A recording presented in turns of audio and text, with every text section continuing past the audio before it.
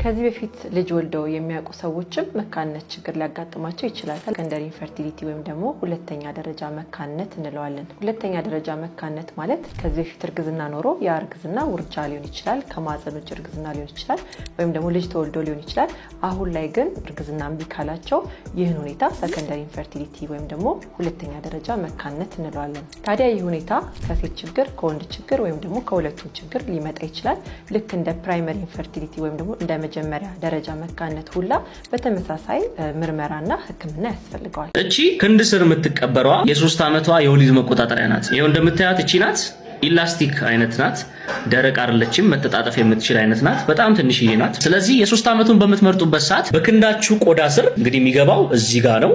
እዚህ ጋር የሚገባላችሁ ይሄ ነው ማለት ነው። ስለዚህ የ3 ዓመቱን ነው መጠቀም የምፈልገው ብላችሁ በምታስገቡበት ሰዓት ብዙ ሰዎች የምትፈሩት ነገር አለ። እዚህ ጋር ከተደረገላችሁ በኋላ ወደ ውስጥ ይገባል፣ ወደ ብብት ስር ይሸሻል፣ አልፎ አእምሮ ላይ ሊወጣ ይችላል፣ ጡንቻ ውስጥ ሊገባ ይችላል፣ በብብት ስር አልፎ ሌላ ነገር ውስጥ ሊገባ ይችላል ብላችሁ የምትፈሩ ሰዎች አላችሁ። እቺ ነገር ቆዳ ስር ነው የምትቀመጠው። ምንም አይነት ወደ ሌላ ቦታ የምትሄድበት ቦታ የለም። በጤና ባለሙያ ከገባላችሁ የሚሆነው እዛው በተደረገበት ቁጭ ብሎ ሲወጣላችሁ በዛችሁ በገባበት ቀዳዳ ነው እንዲወጣላችሁ የሚደረገው ማለት ነው። ስለዚህ የ3 ዓመቱ ሲባል እቺ ናት። በጣም ኢላስቲክ ናት። አያችኋት አይደል? ስትሳሳብ ስትጠጣጠፍም እያያችኋት ነው። በውስጡ ያለው የቅመም መጠን ምን ያህል ነው ካላችሁ ደግሞ 68 ሚሊግራም ነው። ስለዚህ በጣም ትንሽ ቅመም ነው ውስጡ ያለው ማለት ነው። ስለ ወሊድ መቆጣጠሪያ እየመጣው ስነግራችሁ ይሄን ተጠቀሙላችሁ ሳይሆን እናንተ ከዚህ በፊት በተለይ ሳታውቁ ከሆነ የምትጠቀሙት ውስጡ ያለውንም ነገር ቅመሙ ምን እንደሆነ አውቃችሁ አደራረጉ እንዴት እንደሆነ አውቃችሁ እንድታደርጉ እንጂ ይሄን ተጠቀሙላችሁ አይደለም እየሰራው ያለሁት። ይሄን እንድታቁልኝ ፈልጋለሁ። ሁለቱ አንድ ላይ ሲሆኑ የ5 ዓመት የወሊድ መቆጣጠሪያ ይሆናሉ ማለት ነው። ባለፈው ሳሳያችሁ አንዷ የ3 ዓመት የወሊድ መቆጣጠሪያ እቺን እንደሆነች አሳይቻችኋለሁ። የ5 ዓመቱ በሚሆንበት ሰዓት ደግሞ ሁለት ሆኖ ነው የሚገባላችሁ ማለት ነው። ሲገባላችሁ እንዴት ሆኖ ነው የሚገባው? በቪ ሼፕ ሆኖ እንዲሆኑ ነው ቆዳችሁ ስር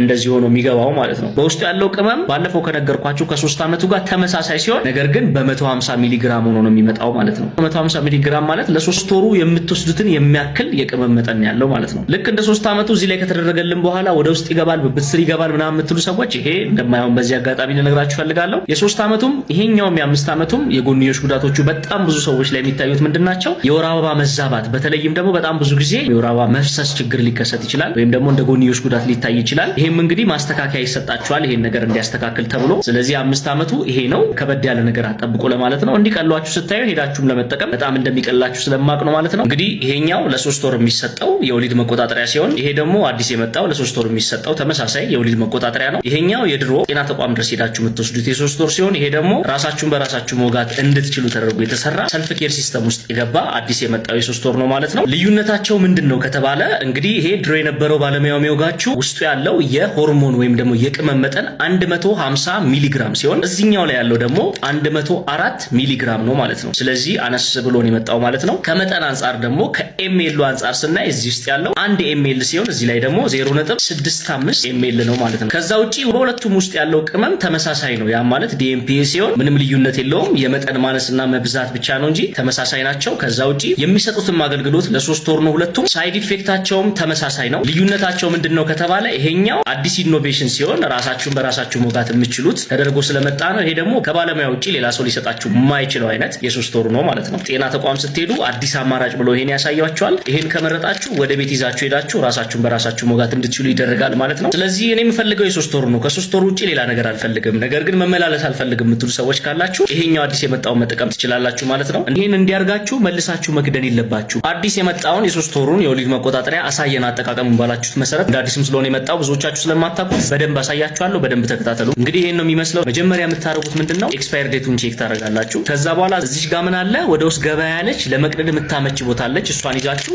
ትቀዳላችሁ ማለት ነው። ከዛ በኋላ ስታወጡት ይሄን ነው የሚመስለው። ይሄንን ምንድነው የምታረጉት? ይሄው መድኃኒቱን በደንብ እንድታዩት። መድኃኒቱ ያለው ቅመሙ ወይም ሆርሞኑ ያለው እዚህ ውስጥ ነው ያለው። መርፌው እዚህ ጋር ነው ያለው። እኛ የምንይዘው እዚህ ጋር ነው ማለት ነው። ስለዚህ ምንድነው የምናረገው? ይሄንን ሼክ እናረጋለን። እንደዚህ እያደረግን 30 ጊዜ እንነቀንቀዋለን። 30 ጊዜ መነቅነቁ ለምንድነው የሚጠቅመው? አንኳር የሆነው መድኃኒት ከውሃማው ነገር ጋር ተገናኝቶ በደንብ ዳይሉት እንዲሆን ያደርግልናል ማለት ነው። ከነቀነቅን በኋላ ምን እናረጋለን? እናዞረውና ይሄን መሃሉን ይዘን ልክ በዚህና በዚህ መካከል ያለችዋ ክፍተት አለቻ፣ ስር ጉዳይ ያለች ቦታ አለቻ።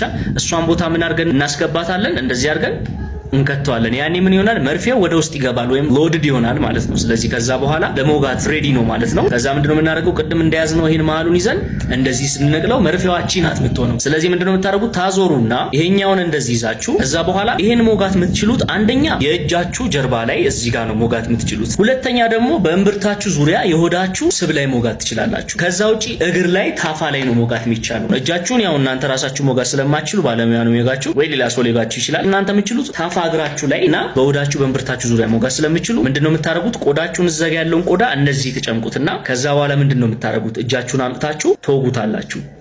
ከዛ ኦሬዲ እንደዚህ ይሆናል ማለት ነው። ከዛ ምንድነው የምታደርጉት? ይሄንን ፓርት እዚህ ውስጥ ነው ያለው መድኃኒቱ ብያችሁ የለ መድኃኒቱን ትጨምቁትና 7 ጊዜ ትቆጥራላችሁ። ጨምቃችሁ 1 2 3 4 5 6 7 ኦሬዲ ከጨረሳችሁ በኋላ ምንድነው የምታደርጉት? ትለቁና ይሄኛውን መንቀል ማለት ነው። ከዛ አለቀ። መጨረሻ ላይ ይሄንን ምንድነው የምታደርጉት? ቤታችሁ ውስጥ ይሄን የሚመስል የቫዝሊን ወይም ደግሞ ሌላ ቅባት ዕቃ ካለ እሱን ትከፍቱና ይሄን ውስጥ ነው የምትከቱት። ከዛ በኋላ ትከድናላችሁ። ይሄንን ምንድነው የምታደርጉት? ልክ ወደ ቤት ይዛችሁ ሄዳችሁት ሙሉ ሲያልቅ እዚህ ውስጥ ከታችሁ ወደ ጤና ተቋም ይዛችሁ ትመጡና ለኛ ትሰጡናላችሁ፣ እኛ እናስወግደዋለን ማለት ነው። አንድ መጠንቀቅ ያለባችሁ ይሄን ወደ ቫዝሊን ዕቃ ውስጥ የሌላ ዕቃ ውስጥ በምትከቱበት ሰዓት ይሄን እንዲያርጋችሁ መልሳችሁ መክደን የለባችሁ። ይሄንን ከጣላችሁ በኋላ ይሄንንም አንድ ላይ ትጥሉታላችሁ። ከዛ በኋላ ትከድናላችሁ ማለት ነው። አጠቃቀሙ ይሄን ይመስላል። ያልገባችሁ ነገር ካለ አቅራቢያችሁ ወዳለ ጤና ተቋም ሄዳችሁ መጠየቅ ትችላላችሁ ማለት ነው። እነዚህን ማታውቁ ሰዎችና እስካሁን ድረስ የ3 ወሩ የምትጠቀሙ ሰዎች የ3 ወሩ የወሊድ መቆጣጠሪያ ምንድነው የጎንዮሽ ጉዳቱ ወይም ደግሞ ሳይድ ኢፌክት ምንለው ምንድነው የሚለውን ዛሬ አንደኛው የተዛባ የወር አበባ እንዲኖራችሁ ሊያደርግ ይችላል። ያ ማለት በጣም ለረጅም ጊዜ ፔሪየድ እንዲፈሳችሁ ሊያደርግ ይችላል፣ ወይ ደግሞ መሀል ላይ ትንሽ እንዲፈስ ሊያደርግ ይችላል፣ ወይ ደግሞ ጭራሽ ፔሪየድ እንዳይኖር ሊያደርግ ይችላል። ፔሪየድ አለመኖሩ ችግር እንዳልሆነ በዚህ አጋጣሚ ልነግራችሁ ፈልጋለሁ። ሁለተኛው ደግሞ የወሊድ መቆጣጠሪያውን ተጠቅማችሁ ካቆማችሁት በኋላ ራሱ በጣም ለብዙ ጊዜ ፔሪየድ እንዳታዩ ሊያደርግ ይችላል፣ ክብደት እንድትጨምሩ ሊያደርግ ይችላል፣ ራስ ምታት ሊኖረው ይችላል፣ የስሜት መለዋወጥ ወይም ደግሞ ድባቴ ሊመጣ ይችላል። የወሊድ መቆጣጠሪያውን ተጠቅማችሁ ካቆማችሁ በኋላ ወደ እርግዝና ለመመለስ ወይም ደግሞ ወደ መጸነስ ለመመለስ በጣም ብዙ ጊዜ ሊፈጅባችሁ ይችላል። አንዴ ለተጠቀማችሁት ራሱ እስከ 1 ዓመት ሊቆይባችሁ ይችላል እርግዝና። አንዳንድ ሰዎች ላይ ደግሞ የግብረ ስጋ ግንኙነት ፍላጎት መቀነስ ሊያሳይ ይችላል። የብልት አካባቢ መድረቅ ሊከሰት ይችላል፣ ወይም ደግሞ እርጥበት ማጣት ሊመጣ ይችላል። ከዛ ውጪ ለረጅም ጊዜ ስትጠቀሙ ምን ሊመጣ ይችላል? የአጥንት መሳሳት ወይም ደግሞ ቦን ዴንሲቲ እየቀነሰ እንዲመጣ ሊያደርግ ይችላል። ከዛ ውጪ የማዞር ስሜት፣ የድካም ስሜት፣ መነጫነጭ፣ ይሄንን የወሊድ መቆጣጠሪያ ስትጠቀሙ እንደ ጎንዮሽ ጉዳት ወይም ደግሞ እንደ ሳይድ ኢፌክት ልታዩ ትችላላችሁ። ስለዚህ እነዚህ ነገሮች በጣም የሚረብሿችሁ ከሆነ ባለሙያ ሄዳችሁ ማማከርም ትችላላችሁ። ነገር ግን እነዚህን ማታውቁ ሰዎችና እስካሁን ድረስ የ3 ወሩ የምትጠቀሙ ሰዎች ባለሙያ ሳታማክሩ ምንም አይነት መድኃኒት ወይም የምንም አይነት የወሊድ መቆጣጠሪያ መጠቀም የለባችሁም ማለት ነው። ሁሉም እናት የማህፀኑን የወሊድ መቆጣጠሪያ መጠቀም አትችልም። ማህፀን ውስጥ ስለሚገባው ለ12 ዓመት ስለሚቆየው የወሊድ መቆጣጠሪያ ምን ያህል ታውቃላችሁ? እንግዲህ ይሄን ነው የሚመስለው።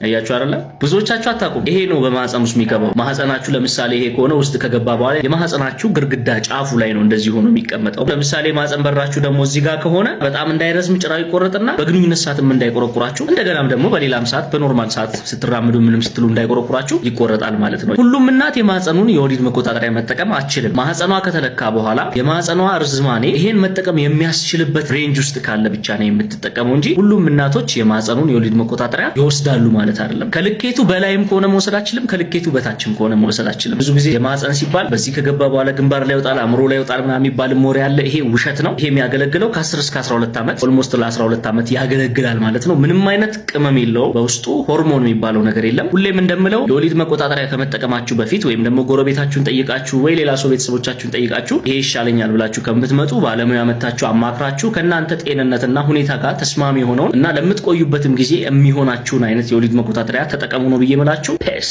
ቀድሞ ግንኙነት እንደሚያረግ ካወቀ ማድረግ ያለበት ምንድነው? በተለምዶ የ72 ሰዓቱ የሚባለው ወይም ደግሞ ኢመርጀንሲ ኮንትራሴፕቲቭ የሚባለው ከግንኙነት በኋላ የሚወሰደው የወሊድ መቆጣጠሪያ ይሄን ነው የሚመስለው። ይሄ ባለ 2 ፍሬው ሲሆን ባለ 1 ፍሬው ደግሞ አብዛኛውን ጊዜ በፋርማሲዎች ውስጥ የሚሸጠው አለ ማለት ነው። እንግዲህ ኢመርጀንሲ ኮንትራሴፕቲቭ መች ነው መወሰድ ያለበት ከተባለ የሚወሰደው አንድ ሴት ድንገት ከተደፈረች፣ በመጠጥ ኃይል ወይም ፓሪ ሙድ ሆኖ ወይ የሆነ ቦታ ፕሮግራም ላይ ሆኖ ባላሰበችበት ሰዓት ግንኙነት ካደረገች፣ በኮንደም ግንኙነት እያደረገ እያለ ኮንደሙ ምናልባት ተቀዶ የወንድ የዘር ፍሬው ወደ ሴት ማህፀን ውስጥ ከገባ፣ በትዳር ውስጥ ያሉ ሰዎች ምናልባት የወሊድ መቆጣጠሪያ እየተጠቀሙ በተለይ የሚዋጣውን በሚወስዱ ሰዓት መሀል ላይ መውሰድ እያለባት የሚዋጣውን ሳትወስድ ከዘለለች በኋላ የምትወስደው የወሊድ መቆጣጠሪያ ነው። ስለዚህ ለዛ ነው ኢመርጀንሲ ኮንትራሴፕቲቭ የተባለው ወይም ደግሞ ድንገተኛ የወሊድ መቆጣጠሪያ የተባለው እንጂ ማንኛውም ሰው ፕላን አድርጎ ዛሬ ላረግ ነው ብሎ አስቦ ይሄን ገዝቶ ግንኙነት ካረገ በኋላ እንዲወስደው ተብሎ የተሰራ አይደለም ማለት ነው። ስለዚህ አንድ ሰው ቀድሞ ግንኙነት እንደሚያረግ ካወቀ ማድረግ ያለበት ምንድነው? ቋሚ የሆነውን የወሊድ መቆጣጠሪያ ተጠቅሞ እንዲወስድ ይሆናል እንጂ ከሳምንት በፊት አስበው ከግንኙነት በኋላ ፖስት ፒል 100% ይከላከላል ማለት ሳይሆን አንዳንድ ሰዎች የ12 ሰዓቱ ፖስት ፒል ወይም ደግሞ ግብረ ስጋ ግንኙነት ከተደረገ በኋላ የሚወሰደው የወሊድ መቆጣጠሪያ እንዴት ነው የሚሰራው ብላችሁ የምትጠይቁ ሰዎች አላችሁ። በመሰረቱ የ12 ሰዓት የሚባል ፖስት ፒል የለም። የ72 ሰዓትና ከዛ ለ5 ቀን የሚቆይ አይነት አለ። የ5 ቀኑን ኦልሬዲ ወደ ጎን እንተውና አሁን ላይ በደንብ ጥቅም ላይ እየዋለ ያለው የ72 ሰዓቱ የወሊድ መቆጣጠሪያ አለ ማለት ነው። ነገር ግን በደንብ ልብ እንድትሉ የምፈልገው ነገር ምንድነው አንድ ሴት ግንኙነት ካደረገች በኋላ ፖስት ፒል ስትጠቀም በመጀመሪያዎቹ 24 ሰዓት ብትወስድ ኢፌክቲቭነሱ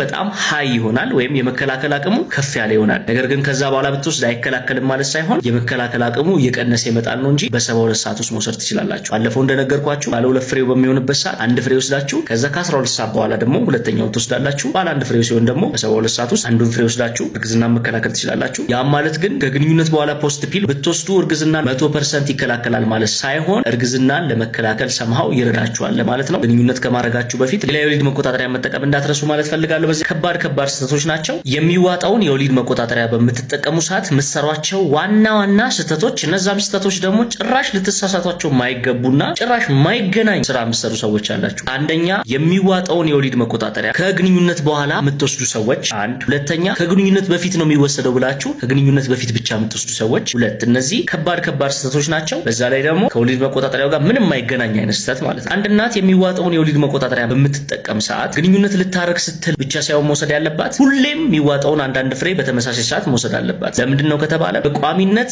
በቀን አንዳንድ ፍሬ ሁሌ መውሰድ እያለባት ባለቤቴ ፊልድ ነው ከኔ ጋር አብሮ አይኖርም አንዳንዴ ነው የሚመጣው። እዚሁ ሆኖ ደግሞ ግንኙነት ብዙ ጊዜ ስለማናረግ አንዳንዴ በምንገናኝበት ሰዓት ነው ቀድሜ መውሰደው የምትሉ ሰዎች አላችሁ። ይሄም ትክክለኛ አወሳሰድ አይደለም። ግንኙነት ካረጋችሁ በኋላም ደግሞ የምታረጉ ሰዎች ትክክል አይደለም ማለት ነው። ስለዚህ ምን ማድረግ አለባችሁ ማለት ነው? ሁሌ ግንኙነት አረጋችሁም አላረጋችሁም መውሰድ አለባችሁ ማለት ነው። ከእንቅልፍ በፊት መውሰድ የሚባል ነገር የለም። ማታ 2 ሰዓት ዛሬ ከጀመራችሁ ሁሌ 2 ሰዓት መሆን አለበት። እናንተ በሚመቻችሁ ሰዓት አመቻችታችሁ ግን በተመሳሳይ ሰዓት ሁሌ መውሰድ አለባችሁ ማለት ነው። ይህን ስህተት መስራት ላልተፈለገ እርግዝናና ላልተፈለገ ውርጃ ምክንያት ሊሆን ስለሚችል ይህን ነገር በጣም መጠንቀቅ አለባችሁ። የትኛውንም አይነት የወሊድ መቆጣጠሪያ በምትጠቀሙ ሰዓት ጤና ተቋም ሄዳችሁ አማክራችሁ እንዴት መውሰድ እንዳለባችሁ በትክክል ተረድታችሁ መውሰድ አለባችሁ ማለት ነው። ፔስ